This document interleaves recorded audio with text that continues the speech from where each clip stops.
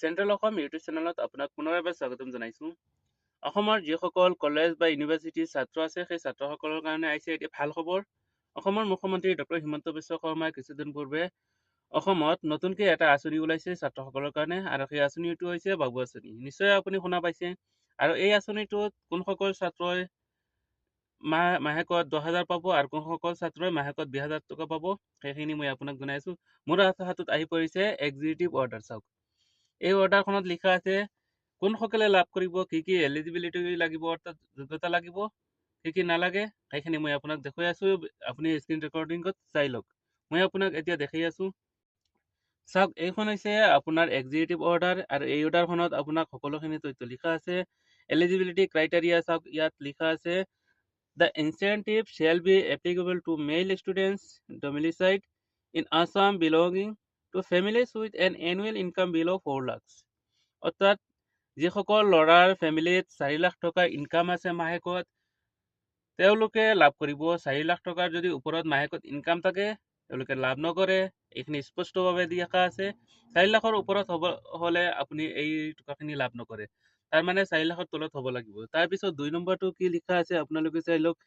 The student must be enrolled as a regular student in UG first year or PG first year in a government or provincialized institution. তাৰ মানে কি কৈছে, ছাত্ৰজন regular হ'ব লাগিব স্কুলত, তাৰপিছত ফাৰ্ষ্ট ইয়াৰত হ'ব লাগিব, তাৰপিছত UG আৰু PG, PG ফাৰ্ষ্ট ইয়াৰৰ ছাত্ৰ হ'ব লাগিব, লগতে চৰকাৰী আৰু প্ৰাদেশিকৃত বিদ্যালয়ৰ ছাত্ৰ হ'ব লাগিব। ইয়াতে কোনো ধৰণৰ প্ৰাইভেট স্কুলৰ কথা কোৱা নাই। ইয়াত কেৱল কোৱা হৈছে প্ৰাদেশিকৃত আৰু চৰকাৰী স্কুলৰ ৰেগুলাৰ ষ্টুডেণ্ট হ'ব লাগিব। তাৰপিছত আৰু এটা আছে, যিসকল ছাত্ৰই বাণীকান্ত কাকতি মেৰিট লিষ্টত স্কুটি লাভ কৰিছে সেই ছাত্ৰই লাভ নকৰে এই আঁচনিটো। মই আকৌ কৈছোঁ, যিসকল ছাত্ৰই বাণীকান্ত কাকতিত, ইয়াত চাওক লিখা আছে In case of UG male students, those who have opted for the Banikanta Kakoti Merit Award scooter are not eligible for the scheme. ইয়াতে স্পষ্ট লিখা আছে। তাৰপিছত আছে post graduate students availing the CM's জীৱন প্ৰেৰণা scheme shall not be eligible for this scheme. ইয়াতে CMৰ জীৱন প্ৰেৰণাৰ যি স্কিম আছে সেই স্কিমত যদি নাম থাকে তেতিয়াহ'লে ইয়াতে এপ্লাই কৰিব নোৱাৰিব। যদি এপ্লাই কৰে এপ্লাইটো নাকচ কৰা হ'ব।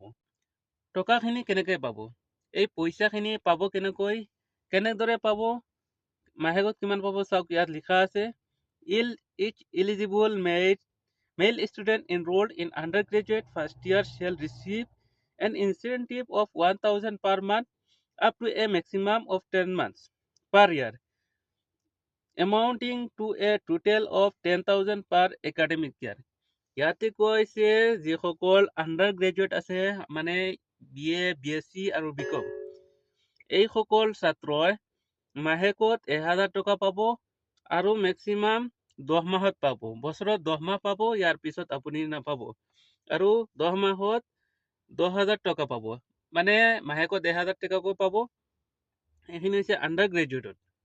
তাৰপিছত পোষ্ট গ্ৰেজুৱেটত কি লিখা আছে, each eligible male student enrolled in postgraduate PG first year shall receive an incentive of 2,000 per month up to a maximum of 10 months per year, amounting to a total of 20,000 per academic year. ইয়াতে কোৱা হৈছে যিসকল post graduate আছে, MA, MSc আৰু MCom, এইসকল ছাত্ৰই মাহেকত 2,000 টকা পাব আৰু মেক্সিমাম মাহ হৈছে 10 মাহ। 10 মাহতে 20,000 টকা পাব। ইয়াতে স্পষ্ট কোৱা হৈছে যে যিসকল PG আছে, পোষ্ট গ্ৰেজুৱেট, এইসকলে মাহেকত 2,000 টকা পাব আৰু 10 মাহতে 20,000 টকা। আৰু UG যিসকল আছে সকলে পাব মাহেকত 1,000কে, 10 মাহত 10,000 টকা। ঠিক আছে, এইখিনি হৈছে আপোনাৰ এমাউণ্টিং।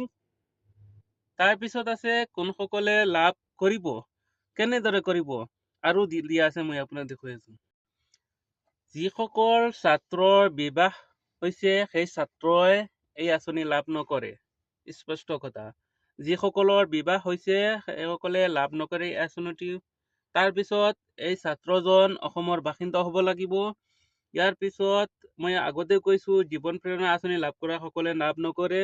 তাৰপিছত বাণীকান্ত কাকতি বঁটা স্কুটাৰ লাভ কৰে ছাত্ৰই লাভ নকৰে। তাৰপিছত আছে এই ল'ৰাজন স্থায়ী বাসিন্দা হ'ব লাগিব। তাৰপিছত আছে এই ল'ৰাজনৰ ল'ৰাজনতো ইনকাম নকৰে। পৰিয়ালৰ যদি মানুহে 4 লাখতকৈ অধিক বছৰত ইনকাম হয়, সেই ল'ৰাজনে নাপায়, ছাত্ৰজনে নাপায়। ঠিক আছে। তাৰপিছত ৰেগিং বা অনুশীলতা কৰিলে আঁচনি বাতিল কৰা হ'ব। যদি কোনো ধৰণৰ ফ্ৰড কৰা হয়, ল'ৰাজন বিবাহিত হয়, ফ্ৰড কৰি যদি তেওঁ এপ্লাই কৰে, তেতিয়াহ'লে তেওঁৰ এই আবেদনখন বাতিল কৰা হ'ব। এয়াই আছিল আজিৰ ভিডিঅ'টো কেনেকুৱা লাগিছে? ভাল লাগিলে শ্বেয়াৰ কৰিব আৰু চেনেলটো ছাবস্ক্ৰাইব কৰিবলৈ নাপাহৰিব আৰু ভিডিঅ'টো আপোনাৰ লগৰ বন্ধুসকলক শ্বেয়াৰ কৰি দিব। আৰু এটা কথা মই ক'বলৈ পাহৰিছোঁ, এই আবেদনটো কৰিব লাগিব আপোনাৰ সমৰ্থ পৰ্টেলত। এই সমৰ্থ পৰ্টেলত আবেদন কৰিব লাগিব। ইয়াতে ফৰ্ম আছে দুখন, মই ফৰ্মখন হোৱাটছআপ গ্ৰুপত মই দি দিম। হোৱাটছআপ গ্ৰুপ এটা আছে, আপুনি তাত গৈ জইন কৰি আপুনি পাই যাব। ঠিক আছে, ধন্যবাদ।